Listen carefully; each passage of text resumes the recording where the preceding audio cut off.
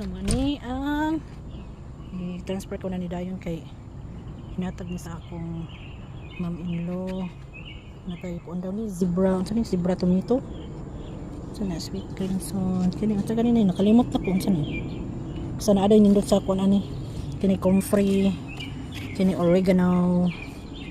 So yan, dara di ang zebra kuan tomato, kani siya green zebra. So natay okra, red na okra. So ako na ni transfer tugid kani sa pag ato na mo sa farm, kini tinanom ni sa pag umangkon sa kumbana. So ako pong di palit para maganahan siya og tanom, maraihan na pong negosyo. Kini hinatag sa ugangan ng uban.